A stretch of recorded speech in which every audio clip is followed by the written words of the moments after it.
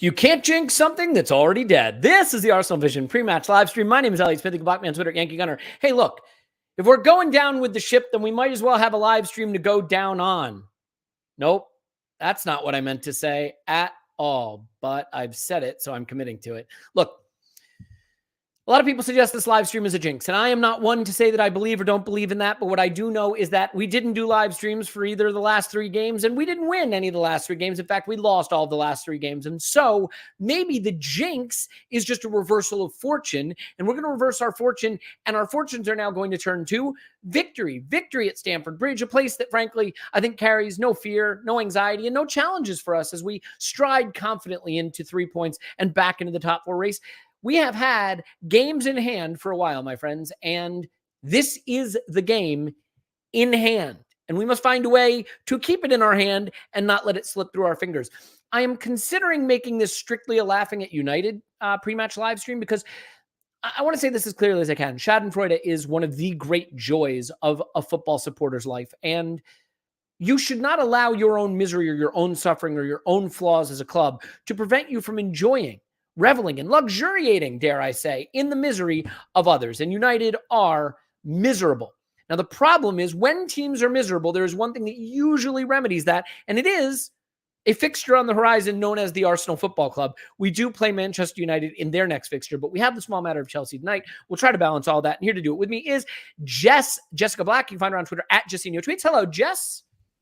Hey, how's it going? Oh, I'm doing great. How are you? I'm good. I just saw that old Romelu is starting the game. Good thing there's no Pablo Marie. Let's do this. I would have 100% bet on Romelu Lukaku starting tonight, 1,000%. And, I think that was a given, that it was definitely going to happen. And I look at it this way, right? This is not a player we want to face. This is not a player we've done well against, but given the alternatives, I think you'd rather face him, right? Yeah, I mean, in his current form or whatever you want to call it, of course, I'd prefer to play against Romelu, but let's see, because it depends on who else is out there. I was kind of hoping for Timo Werner as well, because he's not amazing, but we'll see. We'll get into it. I'm honestly feeling very free because whatever happens, happens. All of my frustration was left on the last 3 games. Now it's just whatever happens, happens. Yeah, I mean, I'm sort of with you. Look, can we set aside the Arsenal just for a minute? Are you okay with that? Of course. I do want to laugh at United for just a bit. And I think there's very few places I can start other than just the joy, the real pleasure for me anyway, that has been watching Harry Maguire play football this season. I'm wondering, list your top 5 things in football this season. Is he number 1, or he's got to be in the top 5 at least? Yeah, he's definitely up there, especially because he did one of those interviews right before the game talking about how the last 2 managers have picked him, so he must be doing something right.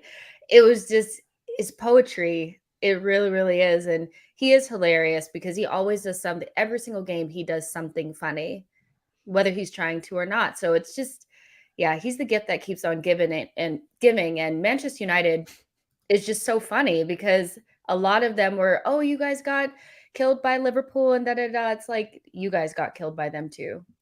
Everybody gets killed by Liverpool. But when you guys do it, it's even more funny because you guys think you're really good.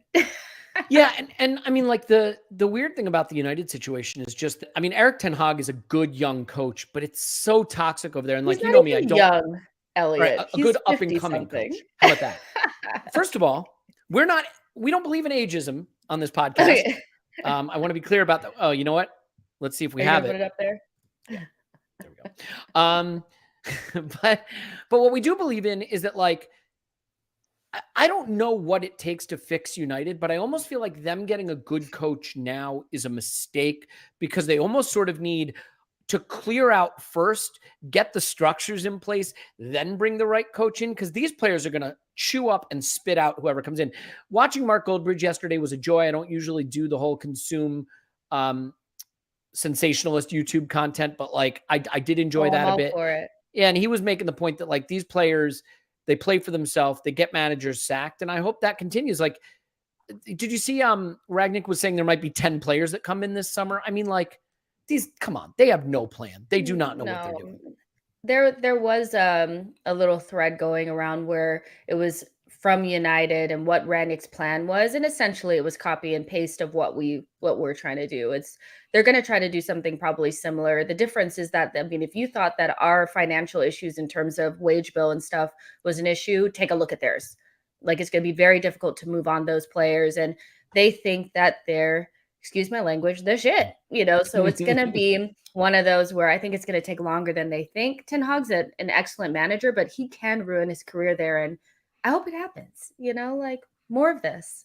Yeah. I mean, more of this, please. Can I bring up one thing about the Liverpool game last night, though? Like, just Liverpool specifically.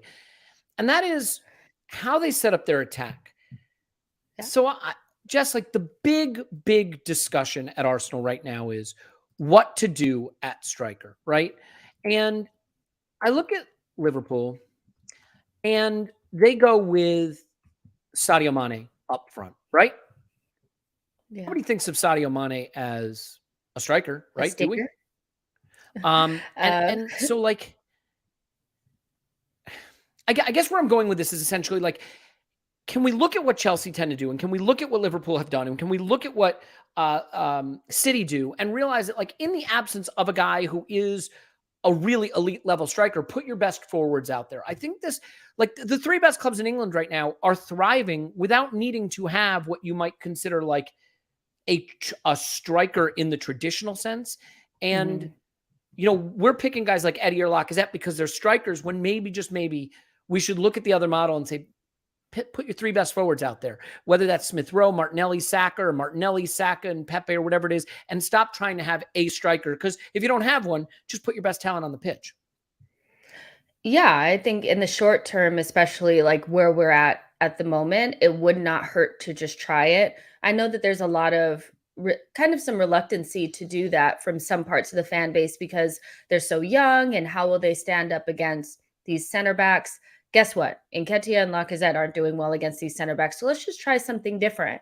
And I think if you were to employ that type of system and add the pressing back and get us just running a little bit harder, we could create some chances. I think we're in one of those where worst, like, let's just get to the least worst scenario.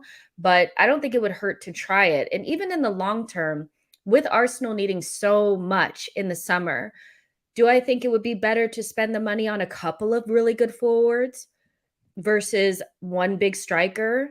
Maybe, so I do think you have to look at how football is trending and make decisions based on that. And Manchester City, they're going to spend the money on Haaland. They are, but don't think for a second that Pep is just going to ditch that rotational front three thing that he's been doing. I think Haaland is a backup plan. Just in case they can't score, like, they'll obviously play him. But I think most teams now, the really good ones, have multiple options. And right now, we ain't got none. So we should just try it. Yeah. I think this is a fair point. It's easier to play well when you have Thiago and Fabinho there, Liverpool's neighbors. Like, certainly, look, what I want to be clear about is we are in the land of least worst options, right? Lacazette completely lost the ability to score goals, no goals from open play since December. Eddie Nketiah, with the best will in the world, is probably going to have a really nice career at a lower level, but I don't think he's at this level. And if you say to me, should we play Eddie Nketiah because he's a striker over a Nicola Pepe, who's not a striker, I would say that's making a choice based on formality that's not borne out by talent level. Same with a Martinelli or a Smith Rowe or a Saka. And also, by the way, let's face it, you got players that are the future of the club and players that aren't. Lacazette and Nketiah are gone in 7 games. And so it makes it that much easier. You might say, well, if I go away from Nketiah, if I go away from Lacazette, do I lose them? You're losing them anyway, right? So you have the incentive to go, to go another direction. And I just think you always hear these things like, oh, you need a striker who can bang in the center of the pitch with the big bodied center backs, or, can be a focal point or can get on the end of headers. And then you look at Sadio Mane or, whoever Jota. Diogo Jota, or whoever the hell he's Chelsea 5'7". Yeah, I mean, Kai Havertz isn't really a striker, is he? Or, and he doesn't even start every game. And whoever the hell City want to play nominally through the middle because they all switch so much. And I guess I just wind up saying just like none of the accepted wisdom or cliches that I hear about what we need in a striker are anywhere close to what the three best clubs in England are doing right now. And two of those clubs are probably going to face each other to win the Champions League. So why not just put your best forwards out there? Yeah, I think so. And I know that they have better quality, but even if you look at Chelsea, who I still think has superior quality to us, they play three at the back with four across the middle to make up for not having a super strong midfield. I do think that's something that we could do. And then that gives those young players up top, the three up top, the platform. I honestly think that's why Aubameyang, Pepe, and Lacazette, that little front three for that FA Cup run, why it worked. We just plugged up the midfield, made sure we didn't look weak there, and then allow the forwards to do their thing. And we've lost that, I think, because Arteta has a long-term vision. But sometimes, like, you need to switch things up based on what you got. And I know Kai Havertz is older than ESR, but I could see ESR doing something similar to what Kai Havertz is doing. I think Saka is one of the best, forwards in the league on his day, as well as Martinelli. Just try it and see what happens. If it doesn't work, then I guess, a couple of weeks ago, I was reluctant to go in this direction because I was like, what happens if you take Lacazette out? But it doesn't even matter at this point. We got to try something different. And I think even maybe the players would get up for something different. Maybe they need to see something different. Yeah. Let Pepe play. I think that's fair. I'm going to bring Paz in to answer about this, by the way. Paz on Twitter, Paz my pants. Hello, Paz. Woohoo! Woohoo, indeed. You've got your Smith Rowe Records shirt. You've got all your headlines in the background. Just it's becoming your thing, and I'm here for it. Extremely here for it. Your little pictures are in front of you. They're not actually behind you. I love that. Nice. I'm going to go out on a limb and say I don't even think they're actually there. But what do I know? Paul Fletcher Flynn asked thoughts on the Eddie podcast. Eddie and Kedia sat down and had a long-ranging conversation, and I think made some good points, important points. He sort of talked a little bit about not being given the opportunities, and that he could understand if he wasn't scoring goals, getting a run in the side, but that he never really got the run in the side to show what he can do. And he didn't really get it at Leeds either, to be fair, for a variety of reasons. Do you have any sort of reactions, not to him giving the interview? I mean, I know Lacazette gave an interview as well, and people maybe didn't love him saying he wants to play at a Champions League club. I mean, who wouldn't? I'd like to play at a Champions League club, right? Whether or not that's for me is for other people to say. But do you have sort of a reaction on the Nketiah comments and the podcast you put out? I don't think it matters. It's probably 2-3 hours out of his life. Considering what other footballers get up to in the 2-3 hours out of their life. If we think that Eddie Nketiah isn't thinking about what he does in the summer or next season, I think that will be weird. Like, this is the biggest move potentially of his career. He gets this right. He's in business. Of course, we already knew he was thinking about it. That's just a fact.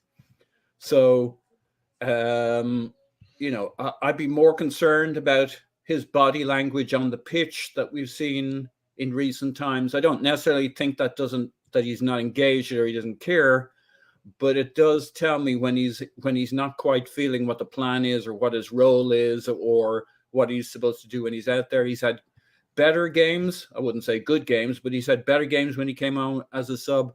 I think he was okay against Southampton for the first half. And in the second half, he kind of disappeared, but that was maybe a little bit down to us as well. So, no, he needs to do his talking on the pitch. You stick a camera in front of people, they yak for a while. A day later, they've forgotten about it and they go back to what they were doing. I think similarly for Lacazette, I don't really care that they've done interviews. I don't really care that they're like, I already thought they were thinking about their summers and their next move. So there's no new news there. It's what they do on the pitch, what they do within the team. It's a bit of a distraction through the media. That's the only thing. That's the only additional news from it, is people talking about it. It kind of alienates the fans a little bit from that player, etc. So it does make life a little harder. But I think that'll all be forgotten after this next Chelsea result, one way or another. And then we'll be off to the news stories. which hopefully involve one or two of those guys playing well as opposed to not performing.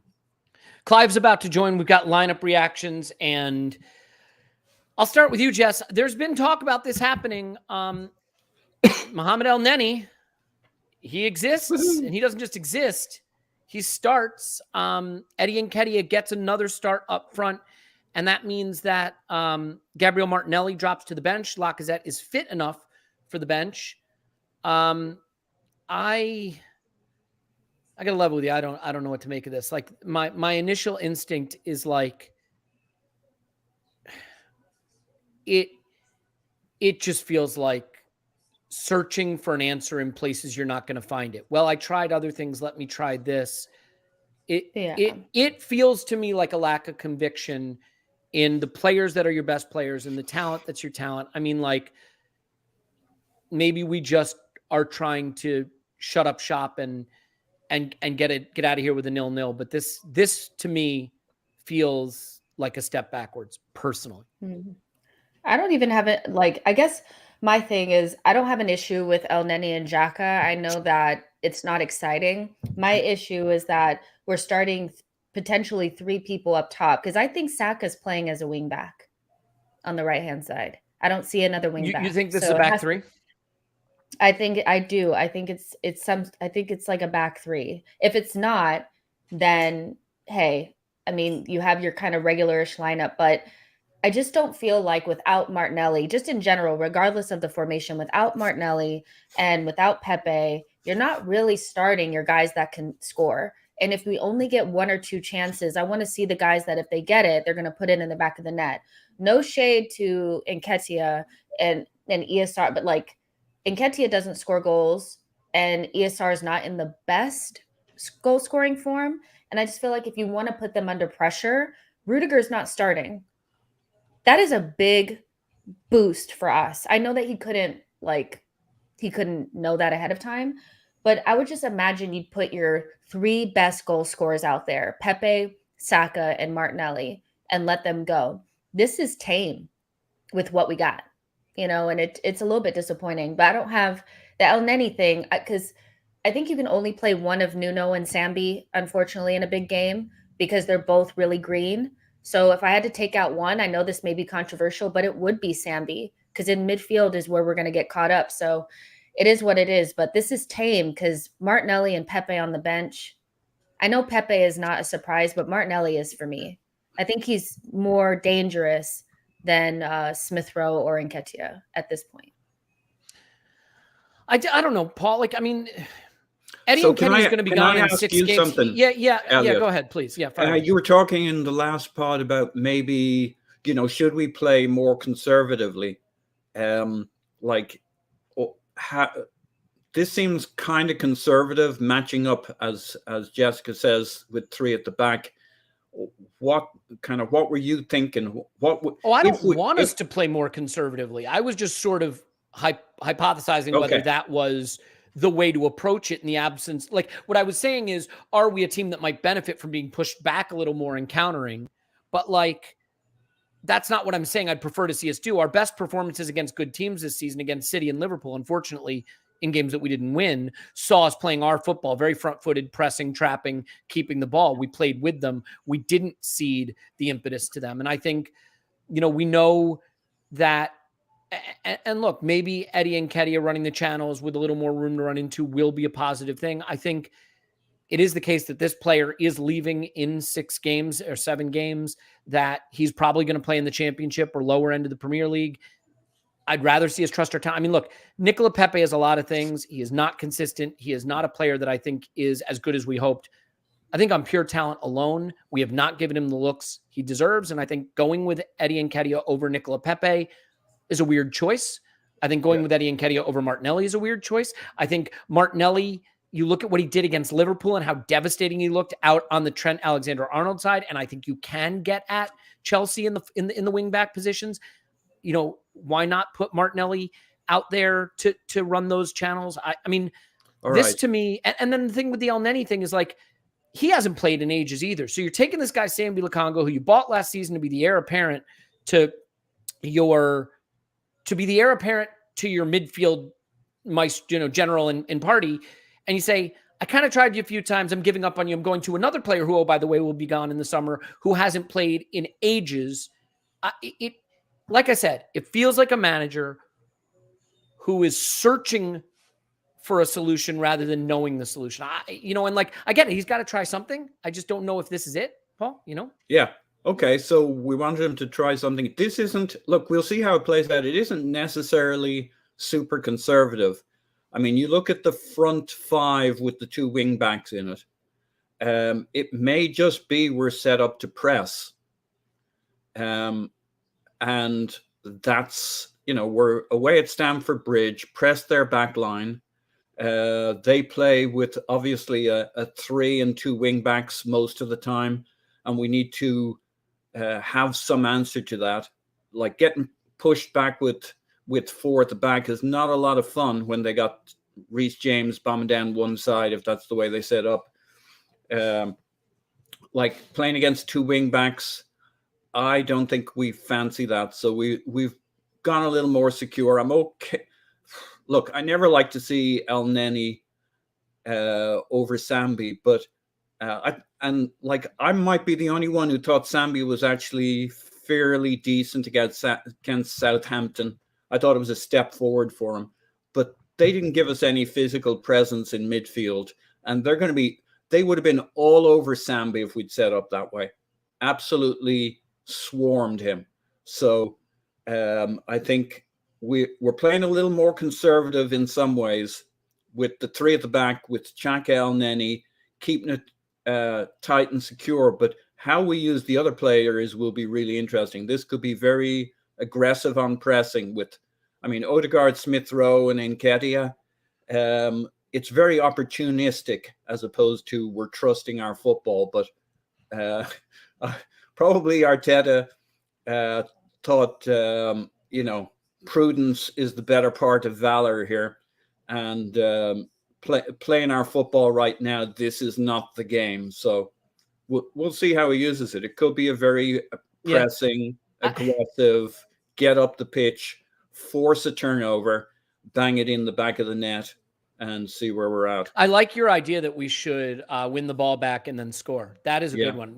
If you can get that over to Mikel Stat, that would be super. Look, Jess, I'm trying not to go full whiskers here. Like we just are seeing these things. Like when we were on our good run, obviously we had the same set of players. We were able to put them out game in, game out. They knew their positions, their roles, and their jobs, and they executed at a very high level. And you take some of those players out and people start to look a little less sure of what they're meant to be doing. But then we start to make these weird changes, and we go to Xhaka at left back, which disrupted some things and didn't work. And then we put Nuno at left back and let Sambi and Xhaka have the midfield, but we swapped Saka and Martinelli for the start of that game.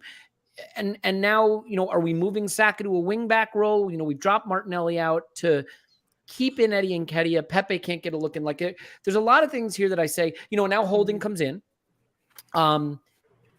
The funny thing is, like, the Southampton game was mostly just us not being clinical, right? Like we did push them back, have all of the ball, and just didn't find the cutting edge.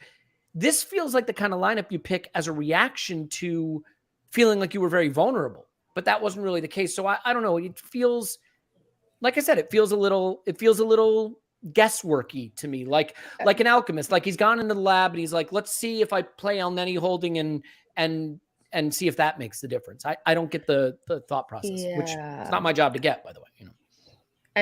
I just feel like there's I get changing maybe the formation a little bit or tweaking things, but it's almost like tearing it up, starting over, tearing it up, starting it over. So you're not really getting any continuity there. And there's nothing really similar to what we've been doing. The last game was as similar to what we had been doing that we have done in the last game or so. And we're doing something completely different now. I don't understand how we're going to cause any threat to Chelsea without our best pressers, without our most dynamic players up top. I don't get it. I really don't. And if you're going to have El Neni and Xhaka, they're not going to be super progressive. So when you get the chance, you got to take it. I don't know. I said I wasn't going to get all like Woo! But that lineup doesn't make any sense. We're not really missing our pressers, though. We just have Smith Rowe in for Martinelli. I don't think it's going to be a back five for the record, and maybe it will be, but I don't think it will be. But guys, we got to get to something much more important. So I mean, okay, go ahead. We got to get something more important going on here. I'm going to remove you guys real quick because just a quick moment. Very, very important announcement that has to be made before we can even go on. 1 second.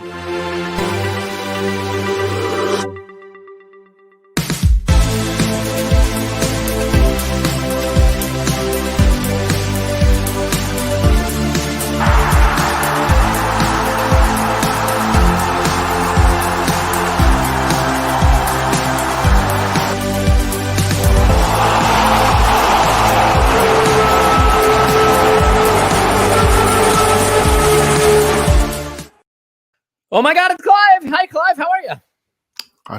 I'm not gonna come on again if you keep doing that stuff, mate. How you doing? New one that I almost have done the next time you come on. How you doing anyway? All good? Yeah. How are you feeling about that lineup, Cliver? Yeah, it's all right, isn't it? It's quite interesting.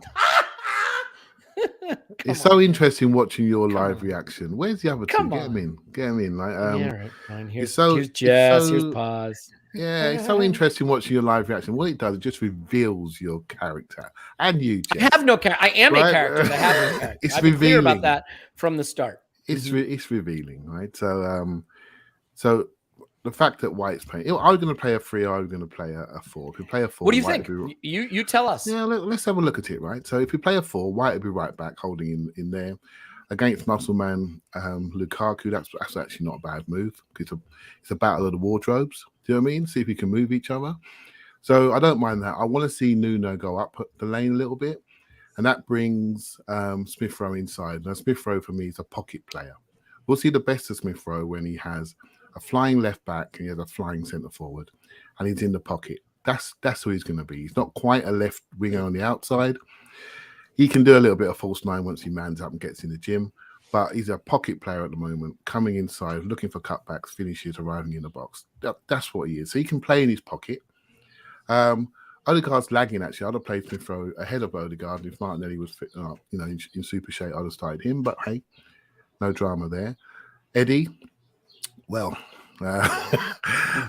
Eddie's Talk Eddie, to me right? about that. Come on. Yeah. Don't shy Eddie's away. Eddie. No. You can't do that. You can't tell me about my character and then shy away.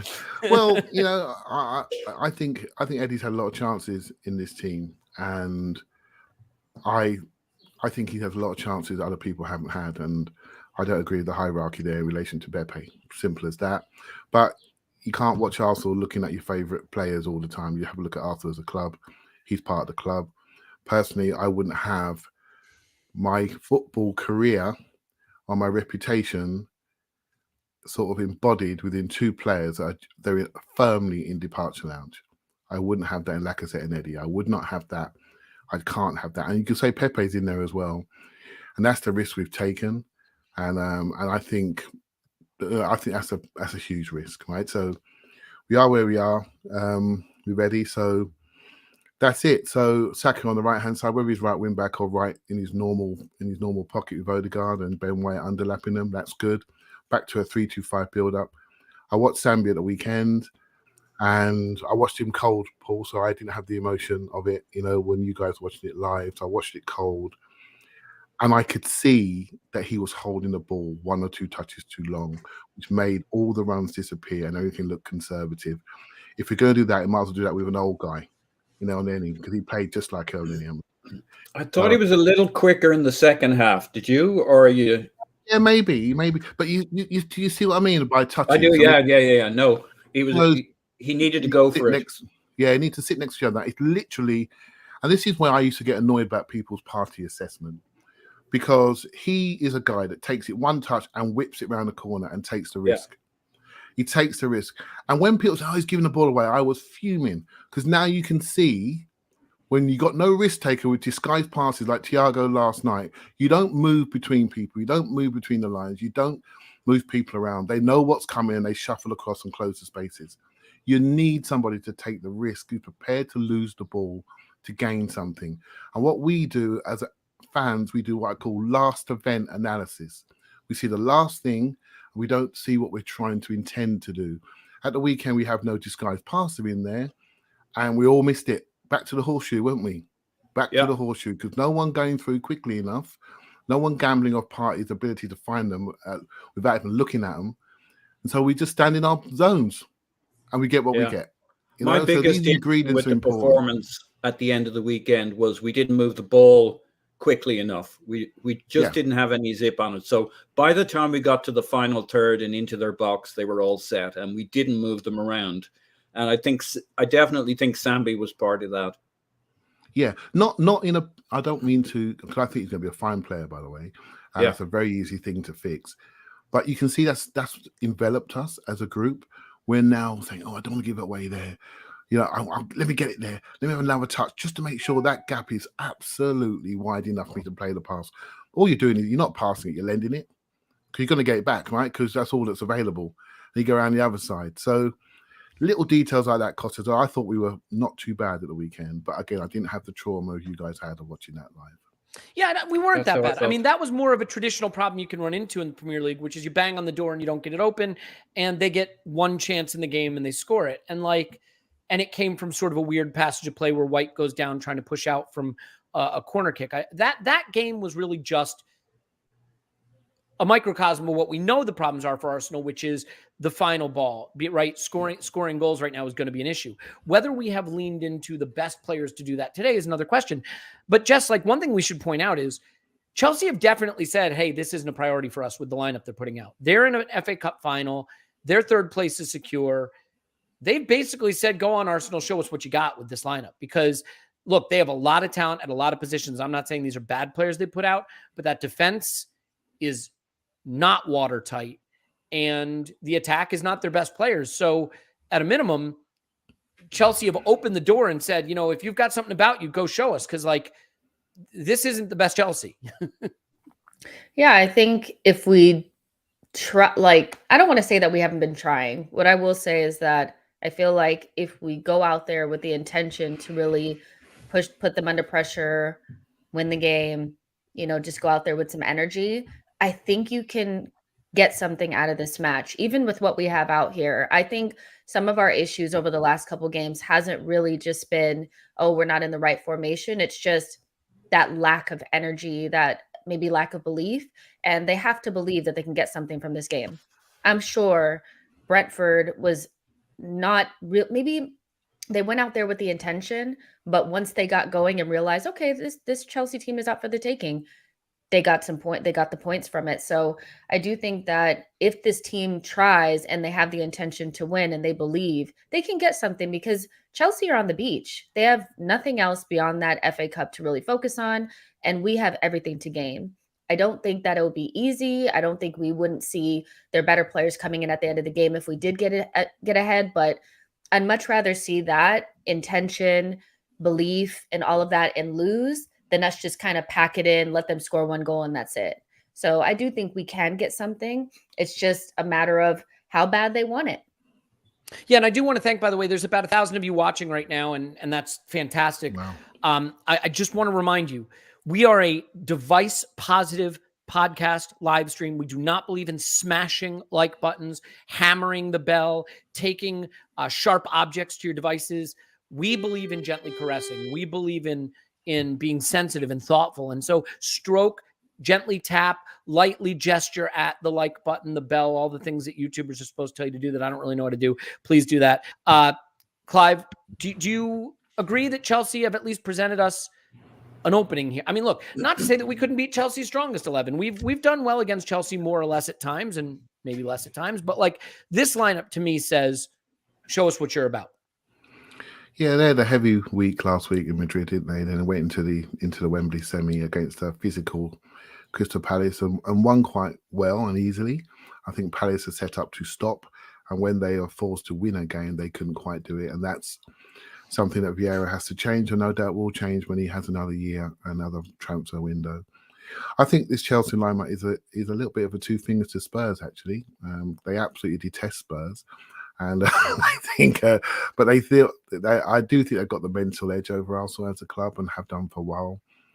If I was ever involved in Arsenal Football Club, my mission statement would be how to get above Chelsea. You know, everything in my power would be to take them out. You know, because that's what they've done to us. They've taken us out. They've taken our place in the game, and that's to me something that I want to respond to. You know, I was watching the women's game at the weekend, right? And I don't know if you guys saw it, but there was a moment in the game when Beth Mead had a chance and she missed a chance, and you can almost feel the mentality drain out of the team. And that's something as a club I feel we have an issue with, our ability to perform under pressure when it really counts. We were talking yesterday, Elliot, weren't we, about even the end of last season? We were like 10th, mate. We got to 8th because I think we won the last 3 or 4 games when nobody cared. You know, we have a bit of pressure. We get manager of the month. We get player of the month. We go to the 3 games that everyone expects us to win. And what happens? 0 points from 9, right? And when the pressure lessens a little bit, we potentially can do something. Now, I think this game is huge tonight. I really do. And I think if we were to win it, I think we could really go again. And this is our game in hand. That puts us on level points, and we go. Spurs have got Brentford coming up. That's a tough game for them. And so this game, I felt nervous about it all day. I think it's absolutely critical that we don't lose it. We need to reduce the gap to Spurs. So it's only 2 points. If they slip, we could take advantage. If we don't win, their goal difference is so superior that even if we win and close the gap, we're not above them. So it's important that we don't lose the game and look at these next 2 games as a 2-game spread. We're playing Saturday morning, right? So against Manchester United at home, if we get something from tonight, we bound into that game against a United team that's hit rock bottom. They're going to want to respond. They don't want to see Arsenal to be above them in any which way or form. And so, but we bound into that game if we get something from tonight. And that's where I am. I think tonight is absolutely the most critical game of the season by far. Yeah, Paul, I think this is a really good comment too. This seems like a really big game for Odegaard, who I think has seen his level dip during this poor run of form. And, you know, in the absence of Lacazette stitching things together and his experience up front, in the absence of Thomas Partey, obviously, and Tierney and just all the good players, Martin Odegaard feels like someone who really needs to step up from the level that we've seen him play at. And he should have a little more space to exploit if we're able to transition a little more in this game. Do you think that this is an opportunity for him to really take a leadership role tonight? Because I do think he's been a bit disappointing the last few games.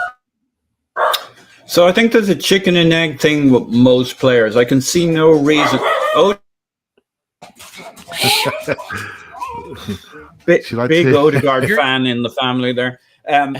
He thinks that's a terrible opinion. Odegaard's such a tidy technical player that I can't believe he has major form issues. I think it's more about who's around him, what's the system, etc. I don't know that tonight with this setup is going to particularly suit his technical game unless, as I kind of first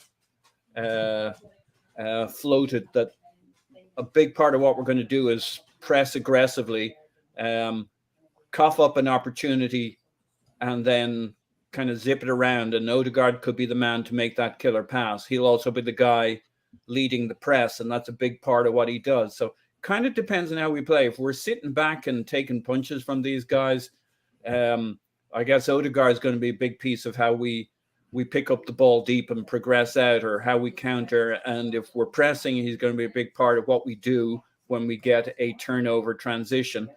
And he's going to be a big part of leading that press. He's the most experienced presser in that front line with Eddie. Smith-Rowe's got a fair bit of experience, Odegaard. I'm absolutely have 0% concern about Odegaard's form. I don't think that's a thing. Doesn't mean he didn't have a bad game, but then if you notice, everybody around him did too against Crystal Palace, and everybody was a bit mooted against Brighton with their 3 at the back and their 4 across the middle screening us. And everybody was struggling to have an impression inside the box with how slowly we're moving the ball. So look, he could be out of form. I would say I've almost no data for that apart from the Palace game. Yeah, sure. Yeah, he looks tired. He looks tired, right? I'll give an example of how you can, if you rotate people properly, what you can do. So I watched Liverpool last night. Andy Robertson played unbelievably well. Unbelievable. He was like them when other people were fading, he was driving them on. But the weekend FA Cup semi-final, Timmy Cass played. So they can afford to sit him down. He's coming there full of energy for the Man United game and was outstanding. We have to do this more. We have to remember there's something in football called substitutes. Just because you don't start a game, it doesn't mean much. It's how, it's a team that ends the game that's really important. I think Odegaard should have been rested. He should not play after international break because he's rubbish, right? And he should have been rested. But we don't do it. We don't trust enough people. You know my thoughts, Elliot. We don't do it. Mm-hmm. We don't trust enough people. And then when we need them, we expect them to be 9 out of 10s immediately and based on our last memory when we saw them. When they don't do it, we think, well, they've got to leave the club. Well, it was rubbish. It was rubbish. We got to make sure that we use our squad appropriately. And I can't say that, there are people that I'm not a super fan of, but this is the group that we have. And until the window opens, I'm prepared to ride with them. Do you know what I mean? I don't particularly, I would love to see Pepe in this team. But for some reason, he's not here. So I've got to keep my mouth shut, right? He's not here. We don't have to keep your mouth shut. You can rail against it. He's not doing a very good job of it either. Yeah, I'm struggling. Thank you, Paul. You've highlighted the fact that I'm probably fuming. But another thing I will say to you about going to Chelsea, and they are, they're a strong team. They're a strong club. A lot of they like to be physical. If you look at this team, this is probably one of the most physical teams we can pick. They swing crosses from wing-back areas to a big centre forward, and they have a sprinting player in Werner on the right-hand channel. And I prefer Ben White against him rather than watching Cedric getting boshed off like Zaha did to him the other week and then smiling at him to the crowd. That's not something I can ever forget, right? So it's important that we stand up to him physically. It's important that you have your men out there in the middle of the pitch to make sure that we don't look vulnerable. We have looked incredibly young recently, incredibly young, and we're snatching around chances. And sometimes having the older guys there give the younger guys a level of assurance and presence, and it could lift them, right? So that's my positive spin on the team, because as soon as the ball goes across the grass, I will be crapping myself like everybody else. Do you know what I mean? I mean, I've crapped myself twice already today, but that's more just my regular incontinence than anything else. Yeah. Jess, one of the points that was raised, Clive raised it, and in the chat it came up, is that a draw is a good result. And the interesting thing, right, is that it really depends what your goals are. I got to believe that at least inside the club, even if the fans have given up on it, the top 4 is still the goal and is still achievable. United are crap, and I don't think Spurs are some all-conquering heroes, and we get to go play them. This is our game in hand, and we're 3 points behind Spurs with an inferior goal difference. If we get a draw, we go to 2 points behind them. That leaves us in a position where, technically speaking, we control our destiny to the end of the season. And I'm wondering if you think that should be sufficient, that this team, no matter what, has to not lose this game, because not losing this game puts you in a position. Thomas Partey's been on that exercise bike. Suddenly he doesn't look like he's out for the season. Maybe they were premature there. Lacazette's back from his COVID, and we know he's ready to start banging in goals left and right like he can do. I've got an exercise bike, and I can't play football anymore. Well, why you got to bring the mood down, baby? Why you got to do that? So Jess, I mean, is this a must-not-lose situation? Do you think a draw, even though it may not, restore euphoria, from a practical standpoint, puts us right back in a race for a thing that fans have given up on, but maybe the club hasn't? Yeah, I mean, from a fan's perspective, I do think that we, especially you just overreact all the time. That's how I am. I overreact all the time. I thought we were just going to completely be out of the top 4 race by now. But guess what? Everybody else is crap. So we're still in it. And you have to aim higher. So if you fall a little bit more, it's okay, I'd rather them say, let's go after 4th and then end up 5th or 6th, then, okay, 6th is what we're going to do, and then end up 7th or 8th. So they have to keep thinking that top 4 is there. And mathematically and realistically, because of the teams around us, it is. We didn't even play yesterday, and we went up a spot. That's how close it is. So they do. And a draw would stop the bleeding. We have to stop the bleeding. And losing 3 on the bounce didn't make this game, unfortunately, into a must get something out of it type of game. And I know we hate putting must win, must do, must this, but we've put ourselves in this situation. In order to achieve our goals, we kind of need to get something from one of these games that we had in hand. We blew some of them. Now we have to get something ahead of some more difficult fixtures. If you get a point from Chelsea, which they've set up in a way where even the team that we have could give them a hard time, then like you guys already said, you go into a game against an unmotivated United team, maybe with Tomiyasu, maybe with Lacazette back at home in front of your own crowd, and you could potentially get 3 points. So they kind of have to do it. And I hate putting those types of parameters on games, but they do, but it's doable. It definitely is. We need to get at least a point out of this game. Yeah, Paul, I want to give you the hardest one, and no offense, Clive or Jess, in terms of your analysis, but Paul says here, if Arsenal win this match, they will get 3 points. Can you comment on that? I think there's a strong chance that's the case, but no one else will screw that up. Okay, that got me. Yeah, I mean, let me ask you something. In terms of your prediction for this game, like, I think the most important thing, and we've seen this now with this team more than anything, is we cannot go behind. We cannot concede the first goal. Whether we play well or whether we play poorly, when we concede first, overwhelmingly, it doesn't work out for us. I think also Chelsea have a tremendous amount of strength on the bench, obviously. You know, I don't think we want to be leaving it to that being the decider late, but like, do you basically think that this, how would you approach it? If you're Mikel Arteta, are you telling the team, let's soak up some pressure. Let's let them bang away at the door and see if we can counter. Let's not fall behind early. Let's get our legs under us and get into this match. Or do you think that's just too negative and that the good run was built, even in the good games against City and Liverpool, on us playing our football, dictating the terms of the game, and that we need to continue to go out and do that? Look, I think the Xhaka El-Neni midfield tells me we're not planning to play our normal football. Maybe I could be wrong, but on the other hand, it's not going to be a lot of fun sitting back for 90 minutes. So either we're playing 4 at the back and we are going to try and play Arteta ball, or we're going to press aggressively. And I think really with either scenario, I'd want to see us taking that risk and pressing their back line with the 5 we 5 very attacking players in the front half of the pitch. If you're not using them to press, we're going to be under a lot of pressure defensively, because we don't have a lot of defensive heft. So I can't see how we're not going to press here and hope and force a turnover up the pitch and take advantage of it, because otherwise it's going to be a long 90 minutes.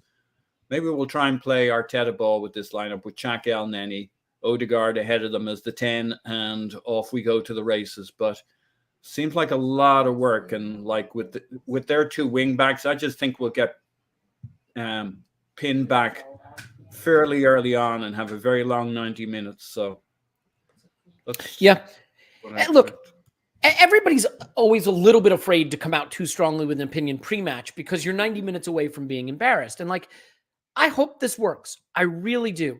I have to admit that bringing in El-Neni to start a game for, I think, the second time this season, the first time in months, a player who was out of the club in the summer, instead of trusting in the guy you signed, just last summer to be a future at that position, who just started your last game, that feels a little bit like reaching. The extent to which Pepe just cannot get a look in the starting lineup for a team that is struggling for goals. And instead, we're going to go with a striker, because he's a striker who has no league goals, not a single one, and will not be at the club at the end of the season. Like, these choices are, for me, a little bit head scratching. Now, the great thing about being the manager is you get to look brilliant when they work, but you have to take it on the chin if they don't. If Eddie Nketiah scores the 2 winners tonight, and Mohamed El-Neni, with his impressive engine, is closing down all the space everywhere, and we get the 3 points that we desperately need, he gets to take the plaudits for that. But similarly, I think these are questions that do raise some issues and questions about who is in the priority positions in the squad right now. But it hasn't been going our way. I mean, Arteta, we put some of his comments in the chat here. I don't know if I'll be able to go back and find them, but here we go. On the changes in the 11, that shape gives us the opportunity to play in different ways, to alter how we want it, as well with the condition of the players we had, which I think might be an allusion to maybe Martinelli suffering, a little bit physically. It's possible. Maybe Sammy Lukonga was as well, and we just don't know that. Then they ask, is it a 5 at the back? And he says, let's see how we play, giving away nothing. Clive, I think it's really hard for me to look past the decision to use Eddie Nketiah. He's going to be running at some center backs that don't start a lot. He presumably will have a little space to run into as we probably get pushed back a little more than in previous games. He came out, went on a podcast, did an interview, said, I will take the blame if I don't score goals, if I'm given a run, but I haven't been given a run. I haven't been given starts. Well, he started last game. He's starting this game. This is his chance. And I think for a guy who wants to be in the shop window, he can really make a big statement tonight. Yeah, he was quite lively for periods at the weekend, but his technique lets him down a little bit on occasions. He doesn't hold the ball. When I see him going through and goal, I worry about him technically. I think he's standing foot's too far away from the ball. I think he kicks around it. I don't have confidence in him, but he could be somebody that if he scores a goal, he could spark off. I think he needs to feel comfortable at the level, and he scores goals against lower level teams, and he looks extremely confident doing it. If he was to crack a big game, we could maybe see a different player. Hey, look, right? We're Arsenal Football Club, and I don't want to be relying on Eddie Nketiah to take us to the top 4, but we are where we are, and so there's no point in getting upset about it. It's where we are. We've made that decision. People can blame who they want to blame for it, but hey, look, I would do it a slightly different way. On anything, I'm not worried about that really, because Sambi hasn't played for a while, and suddenly we're playing 3 games in 6-7 days, right? So rotate the squad. That's what everyone else is doing. What's the problem with us doing it? It's just that we got to get comfortable with this a lot more. And next year, when we are playing 55 games, we can't have a meltdown every time the lineup comes along, because we should be making 3 or 4 changes each time, because we will be playing 3 times a week for a big majority of the season. So, hey, look, let's see what happens. I do think it's interesting that Paul was talking about pressing a lot. And it's interesting where our brains go, because my brain goes to a different way of playing. I think a lot of Arsenal's best football has been transitioning through other teams. And what's happened in the last few games, we can see the first goals and teams have dropped away. So we haven't been able to play our progressive through the third football. Chelsea will come to play us, so we have a chance to play through. And I think that's very important to us, to have the space to play through. The pitch becomes bigger. What teams have done is made the pitch smaller. And then they've said to people, go on then, see what you got. And we haven't moved the ball quickly enough, right? So Palace beat us fair and square. Bosch beat us up, go home. Brighton, we beat ourselves because we were stupid, and our selection was riddled with fear. We woke up against Southampton, looked like an Arsenal team, very unfortunate. Today, if we can play with the same bravery and a bit sharper as we played against Southampton, trust ourselves, I think the game could come to us if we play through and forward quickly. And let's see what we can do, right? So first goal wins, as Louis said the weekend. I love that. First goal wins. If we get the first goal, this team will lift, because that's what younger teams do. Yeah, I think that's fair. I do think that guys like Smith Rowe and Nketiah and Saka and even Odegaard, like, they need a lift right now. And if they get it, I think we can go from there. Let's do this. Let's start to shift into predictions. It doesn't just have to be your score predictions, but get your score predictions in the chat, and we'll start to wrap up with that. I do think that this is a good idea. We are a pod that supports philanthropy. You raised over £100,000 for Save the Children through the Arsenal Foundation. So thank you for that. I do think a GoFundMe for my health on the Instant Reaction pod over on the Patreon side, if we lose, is a good idea. Let's keep me calm and relaxed. I think whatever pharmaceuticals you can raise the money for would be good. But let's get some of your score predictions in there. Unfortunately, based on how they're coming in, I don't know how great it's going to be. But Jess, let me start with you. What are you expecting?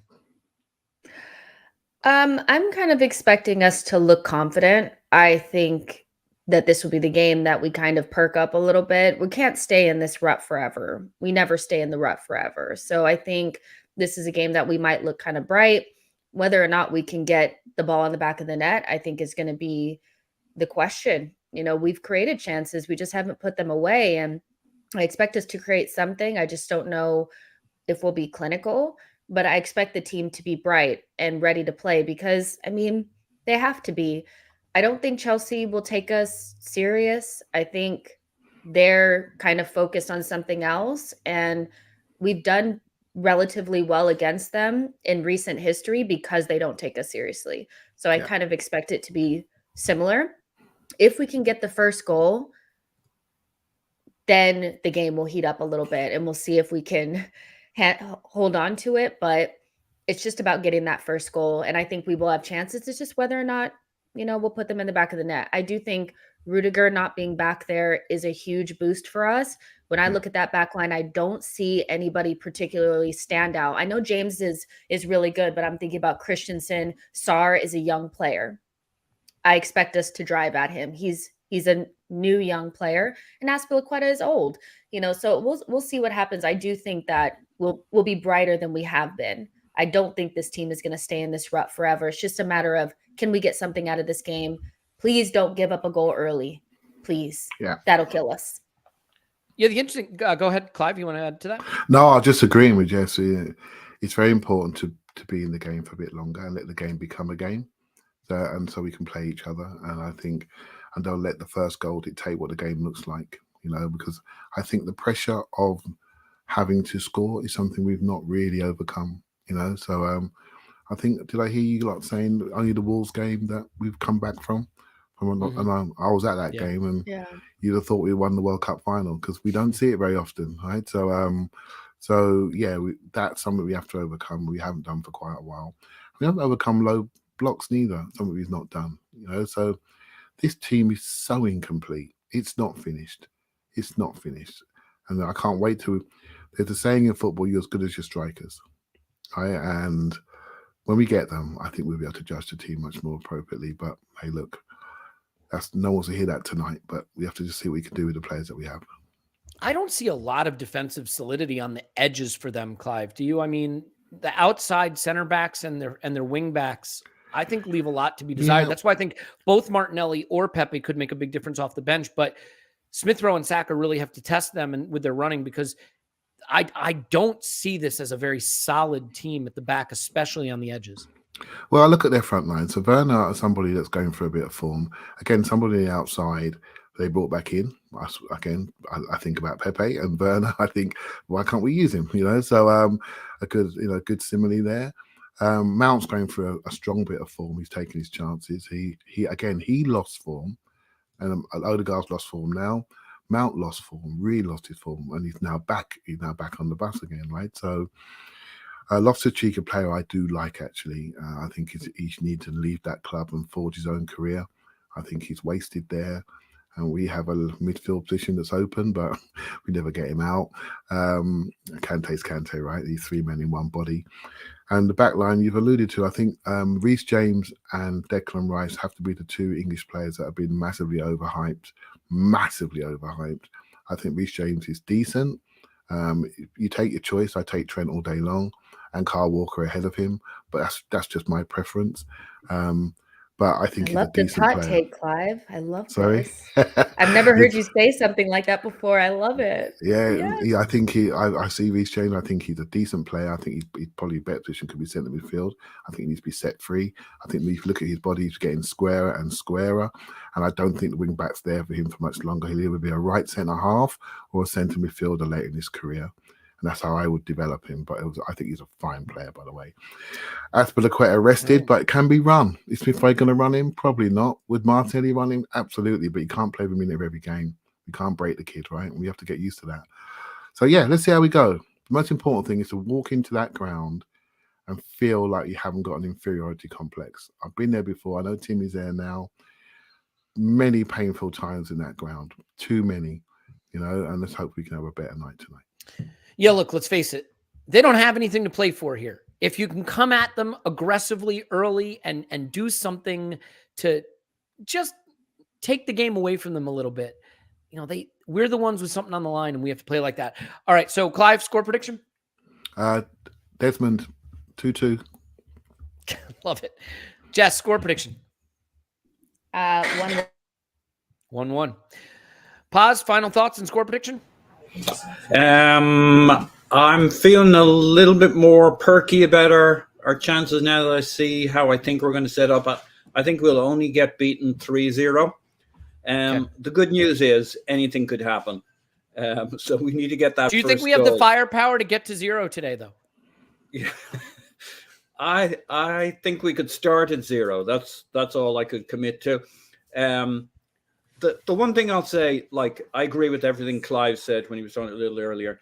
The only thing I'll say is we got to top 4 poll favorites with Lacazette and then Nketiah as backup. We got Lacazette on the bench.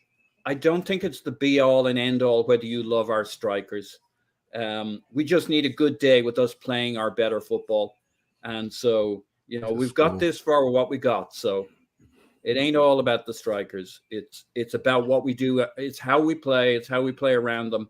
And Eddie can press. Our top line can press. I hope to see some of that pressing. We'll have a striker chat on the podcast, Paul. I've been doing some thinking.